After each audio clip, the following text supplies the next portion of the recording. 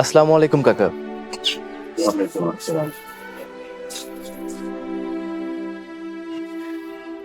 এই না,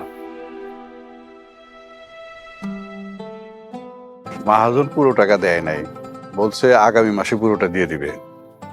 মাশাল্লাহ কাকা, আমি তো এই টাকার আশাটা ছাড়িয়ে দিছিলাম। আপনিও দেখতেছি প্রায় পুরো টাকাটাই নিয়ে আইছেন। বাকি টাকাটা না দিলেও কোনো সমস্যা নাই। না না বাবা, এইভাবে বইল না, এটা তো তোমার ব্যবসা। ব্যবসার টাকা কড়ায় গন্ডায় বুঝে নিতে হয়। দান অনুদান করার জন্য বিভিন্ন অপশনস আছে। আহ, আমি সামনের তাগাদায় যাব, ইনশাল্লাহ বাকি টাকাটা তুলে নিয়ে আসবো। ধন্যবাদ কাকা।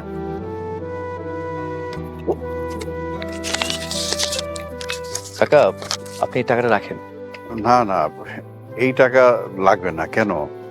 এটা আপনি পাও না, করতে পারেন পার্সোনাল ফোন। আমি যে টাকা ছাইড়া দিছিলাম সেই টাকা আমি পেয়ে গেছি।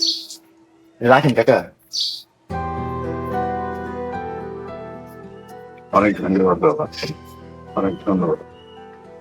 আচ্ছা জালাল, আমি তো কখনো অসৎ কাজ করিনি। যত কাজ করেছি সৎ থাকার চেষ্টা করেছি।